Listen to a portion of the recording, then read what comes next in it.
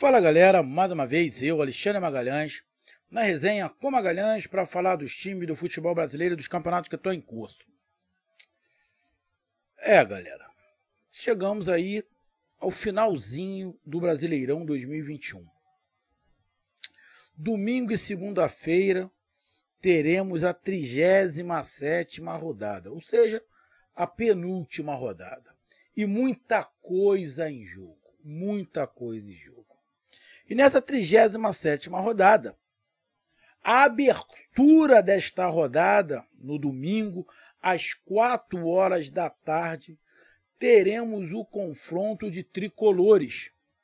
O tricolor baiano, o Bahia, bora Bahia minha porreta! E o tricolor carioca, o Fluminense, disputando campeonatos diferentes, né? O Bahia tentando respirar e permanecer na Série A.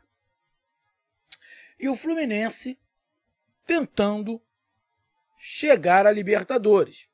Ou fase de grupo, ou mata-mata ali, aquela pré-Libertadores, mas tentando chegar na Libertadores. Vão se enfrentar, mano de campo do Bahia. Pressão monstruosa em cima do Bahia. A situação do Fluminense não é de conforto, porém, o Fluminense tem algumas vantagens em relação aos seus objetivos. Qual é o objetivo do Fluminense? A Libertadores. O do Bahia, permanecer na Série A.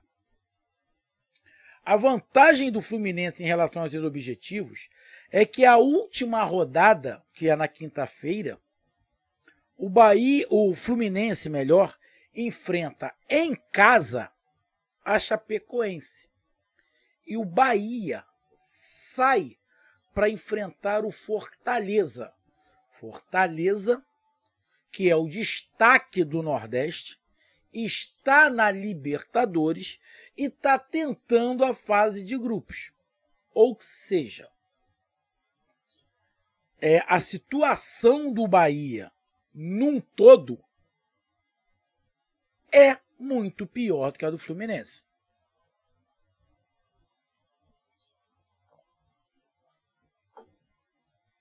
E é sobre este duelo que a gente vai falar nesse momento.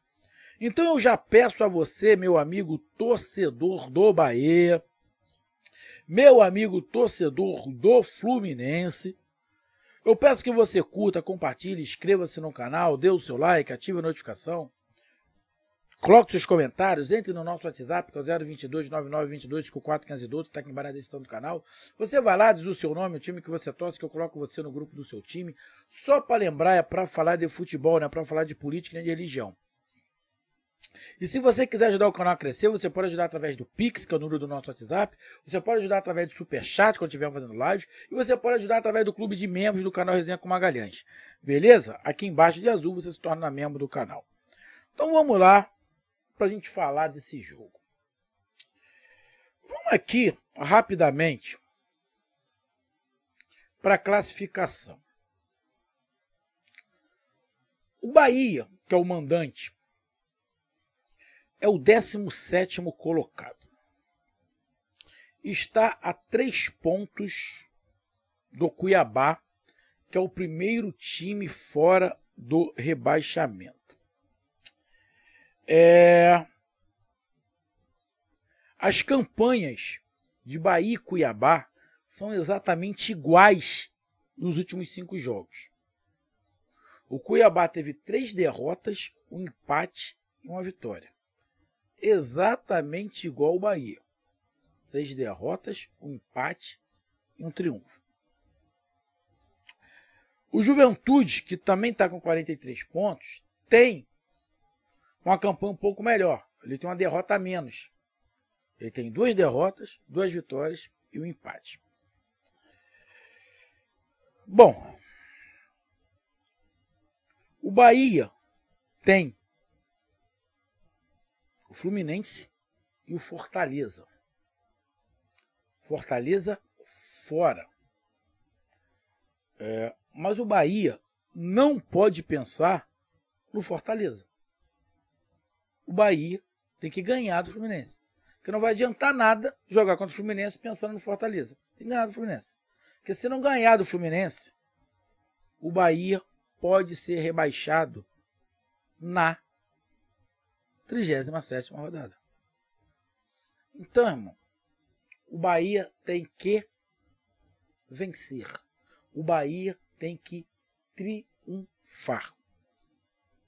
O Cuiabá, o adversário direto, tem jogos difíceis.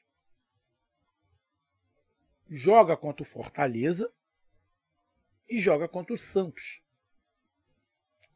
Também é difícil o Cuiabá. O Juventude tem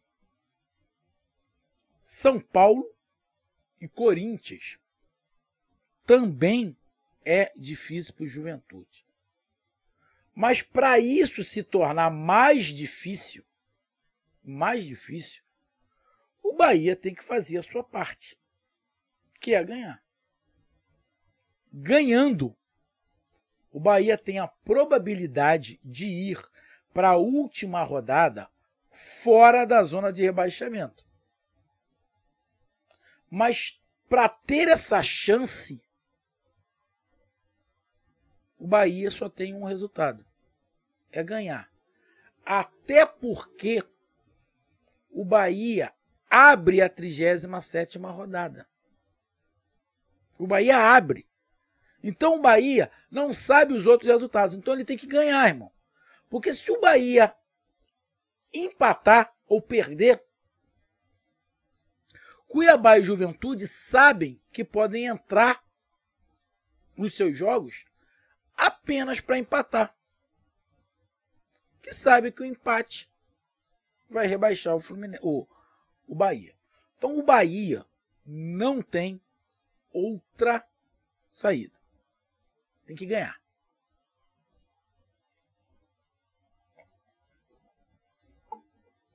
Se não ganhar, vai estar rebaixado? Ainda não. Vai depender dos jogos de Cuiabá e Juventude.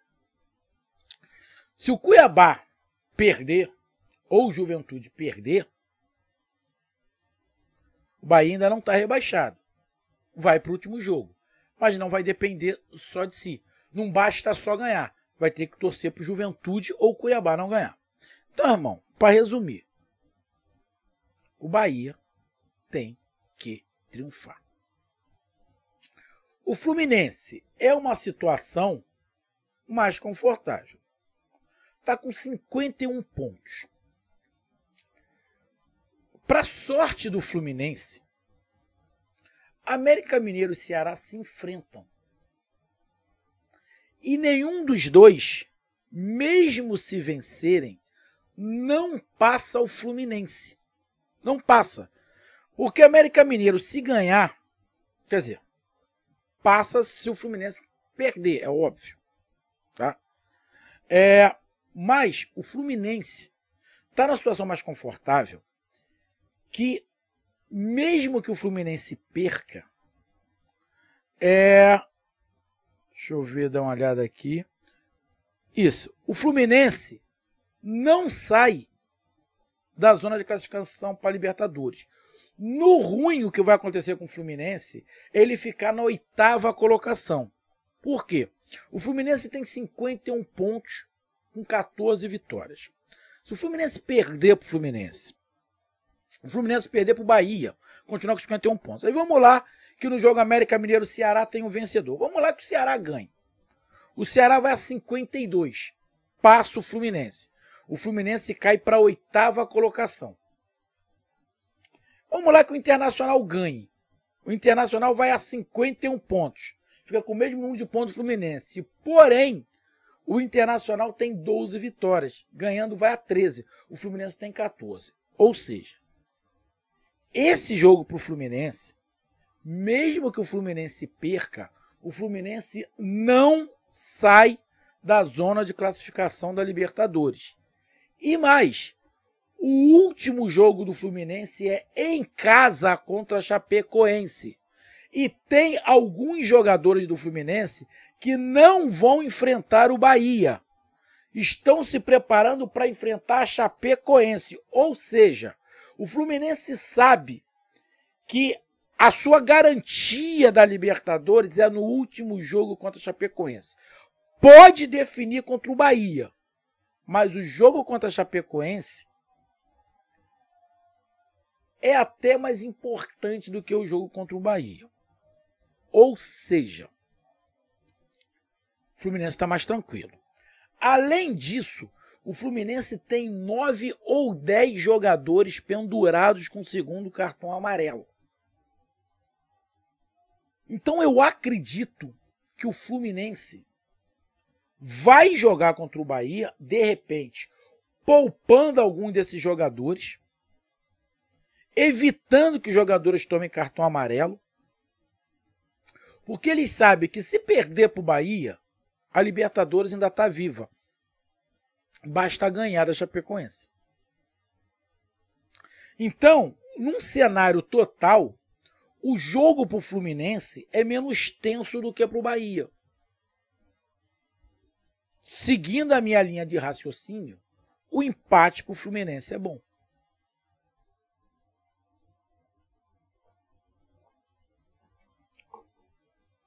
E o Fluminense, sabendo que o Bahia não tem outra opção que não seja ganhar,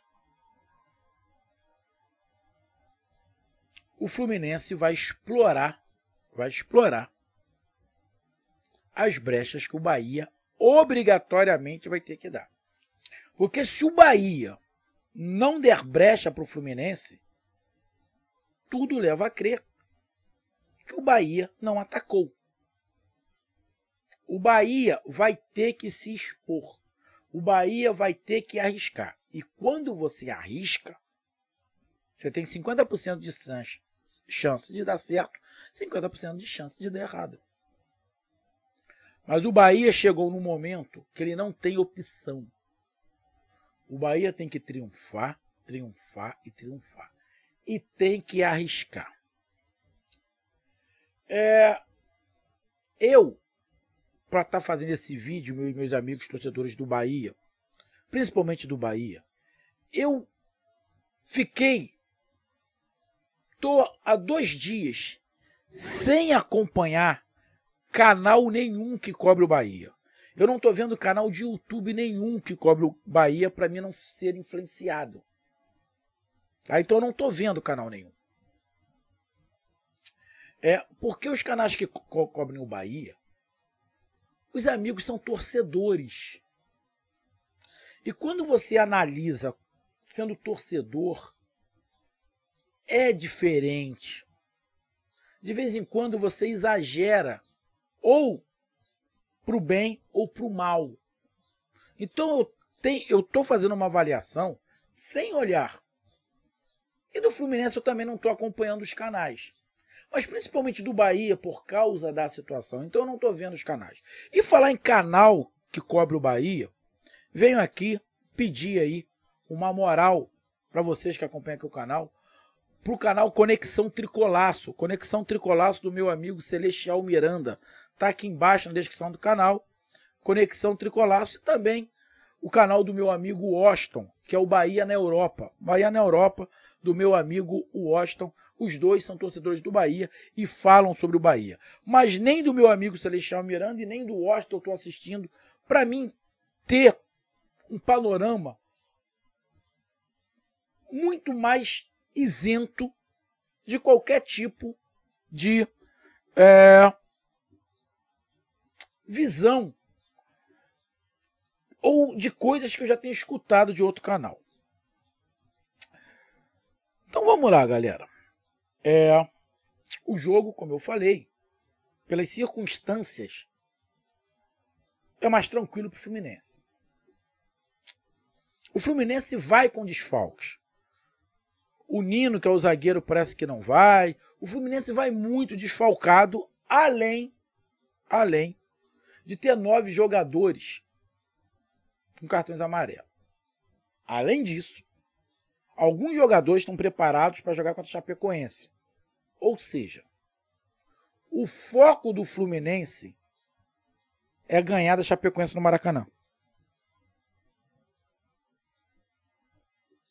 Então o Fluminense vai para esse jogo contra o Bahia para esperar o Bahia e para se defender e sair no contra-ataque.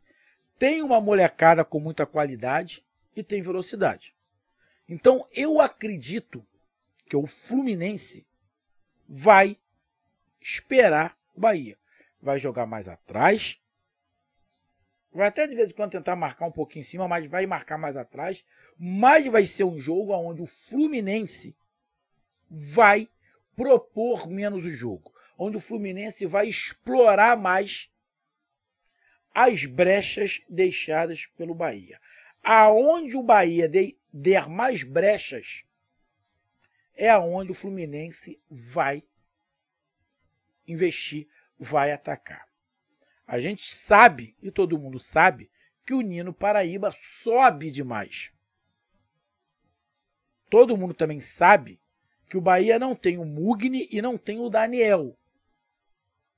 O Daniel já estava no banco, mas o Mugni estava iniciando. Então já vai ter uma mudança ali com o Mugni.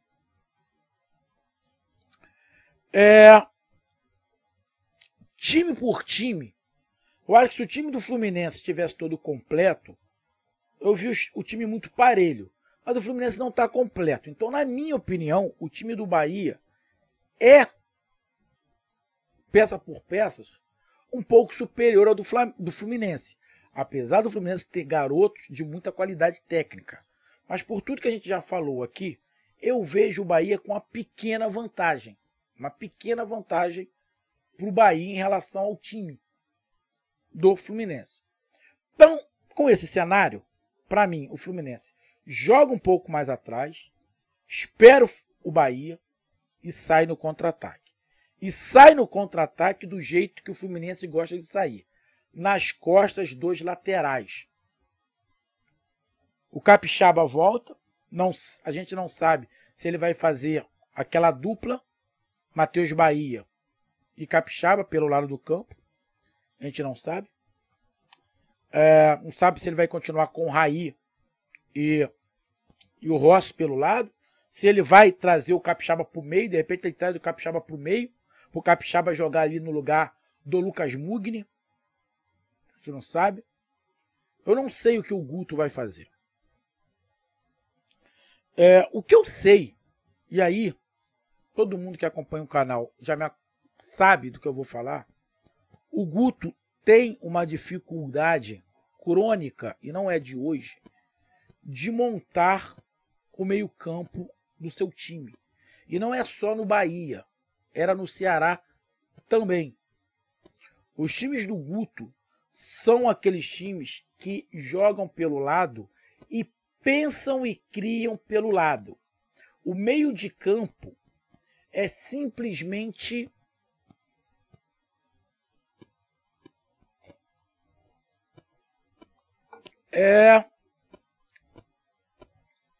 uma passagem de bola.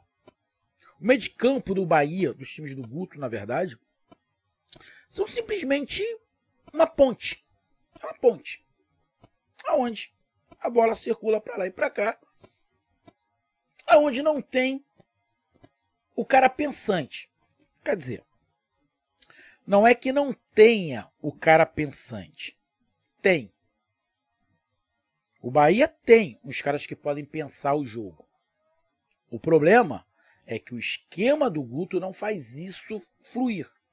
Ele faz os lados pensarem para o meio de campo. Na minha visão humilde, ele está errado. Completamente errado. Quem tem que pensar o jogo, até por uma posição estratégica, é o meio de campo. Que ele tem uma visão panorâmica. A visão do cara que está de lado também é boa, mas é mais limitado. Então quem está de frente é melhor. Mas esse posicionamento do Guto não é isso que faz. Se o Guto tivesse 2 jogadores pelo lado de campo de criação, seria outra coisa. Igual a gente já viu. A gente já viu até deixa eu lembrar. O Liverpool, lembrar aqui do Liverpool.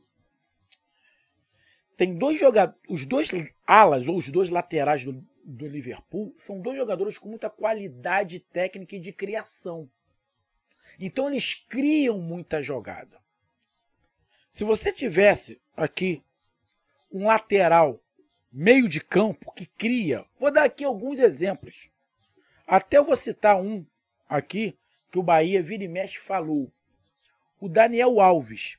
O Daniel Alves, por mais que se critique, é um cara que joga na lateral, mas ele tem uma visão de meio-campista.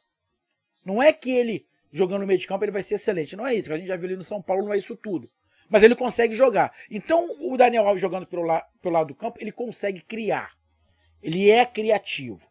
Você pega o Felipe Luiz, que está no Flamengo, já em final de carreira, mas ele é um cara que cai para o meio de campo e também consegue criar. Você pega o Abner, do Atlético Paranaense, é um jogador novo, mas ele consegue criar. O Marcelo, que está no Real Madrid. Ou seja, tem jogadores que jogam pelo lado que são criativos. Não é o caso do Nino e não é o caso do Matheus Bahia ou do Capixaba. Não é. Não é. E também não é o caso do Rossi e do Raí. Desses aí que eu falei, eu acho que o que dá para criar um pouquinho mais é o Raí, mas mesmo assim não é a característica dele. O Bahia vai ter que propor o jogo. Pelo que eu acompanhei do Bahia, mas aí o Guto ia ter que mudar um pouco a sua maneira de pensar. Mas será que agora, faltando 2 jogos, ele vai mudar para pensar? Já deu para perceber, e nenhum leigo aqui, na verdade não precisa ser nenhum expert, né? Expert, melhor, falando besteira aqui. Expert para perceber que o Rodallega, quando ele vem atrás e ele se movimenta, ele é muito criativo. Ele é mais criativo que o Gilberto. E ele acaba tendo uma mobilidade maior do que a do Rodriguinho. Como o Fluminense vai dar pouco espaço para o Bahia contra-atacar, o Bahia tem que se movimentar, tem que criar. Eu, particularmente, eu iria fortalecer o meu meio de campo. Eu continuaria com Gilberto e com Rodriguinho, já que não tem o Daniel. Mas eu botaria o Rodallega. Quem você ia tirar? Eu tiraria o Rossi. Tiraria o Rossi pelo lado direito. Tiraria o Rossi e faria uma trinca ali com Raí, Rodallega e Gilberto. Rodallega e Gilberto se movimentando, trocando de posição, mas o Rodallega com a função um pouquinho mais atrás. Na verdade, melhor, eu faria ali o Raí pelo lado esquerdo, o Gilberto de centroavante se movimentando e variando pelo lado direito o Rodriguinho e Rodallega. De vez em quando o Rodriguinho caía pelo lado direito para juntar com o Nino, como o Raí pode fazer isso com o Matheus Bahia ali. E de vez em quando o Rodallega caía ali pelo lado para fazer com o Nino. Que aí ficava fazendo nesse meio de campo de vez em quando o Rodriguinho, de vez em quando o Rodallega. Deixava um volante, pode ser o Patrick, e no lugar do Mugni, irmão, o Fluminense vai no contra-ataque. Então, o Bahia tem que ser ousado. Se o Ramires já der para jogar, se o Ramires já tiver condições de jogo, eu coloco o Ramires.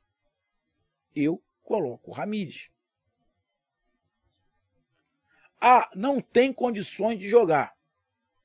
Então, cara, encontra alguém ali. Ah, vai com Capixaba ali pelo meio, faz Patrick, Capixaba, Rodriguinho. Pode ser. Pode ser. Pode ser. Patrick, primeiro homem ali na marcação. Não tem Daniel. Então, você pode de repente botar o Capixaba ou um outro jogador ali qualquer. Mas o importante para o Bahia, meu amigo torcedor, o Bahia não vai ter o espaço para o contra-ataque. O Bahia vai ter que propor o jogo. Vai ter que ter uma movimentação. O Rodallega é um cara que consegue se movimentar e consegue criar. Eu entraria com um volante, o Patrick. Os jogadores no meio, botaria o Raí por um lado e poderia botar ali, de repente, o Capixaba ou o Ramírez. E na frente eu faria uma linha ali. Apesar que eu acho que tem jogador demais. Os 4 da zaga. Patrick. Aí falta 5. Raí, Gilberto, Rodallega e Rodriguinho. Boto mais um. Que aí pode ser o Ramírez, ou sei lá, o Capixaba, ou um outro jogador ali no meio de campo, ou bota um jogador de mais marcação no meio, adianta um pouco o Patrick, faz esse jogador de marcação ali no meio, Patrick, Rodriguinho, Rodallega, Gilberto e Raí. Porque eu vou ter tabela pelo lado de campo, com Rodriguinho por um lado, Rodallega por outro. Vou ter aproximação do Rodallega com Gilberto, vou ter aproximação do Rodallega com o Rodriguinho, dos dois com Gilberto, porque o Bahia tem que propor. O Bahia tem que propor. Irmão, está na mão do Guto. O Bahia tem que arriscar. Se não arriscar, o Bahia pode ser rebaixado nesta rodada. E particularmente para mim, meu amigo torcedor do Bahia, não vai ser bom. Pelo carinho que eu tenho pelos torcedores do Bahia, pela grande torcida do Bahia que acompanha aqui o meu canal. Eu nunca vou deixar de acompanhar o Bahia. Se o Bahia cair, eu vou junto com o Bahia para a Série B. Mas é óbvio, vai me dar mais trabalho. É lógico que vai me dar mais trabalho. Então, até por uma questão do canal, não é interessante para mim que o Bahia caia. Mas o Bahia tem que ajudar. A torcida está fazendo a sua parte. Mas o Bahia, aí eu falo diretamente, Guto e os jogadores têm que se ajudar. Senão, irmão, vou ter muito trabalho para poder cobrir o Bahia na Série B. Pés no chão. Bahia depende dele. Depende dele. Mas talvez esse seja o problema. Que vença o melhor e vamos esperar o que acontece após o jogo. Um grande abraço, até mais, valeu, tamo junto, fui!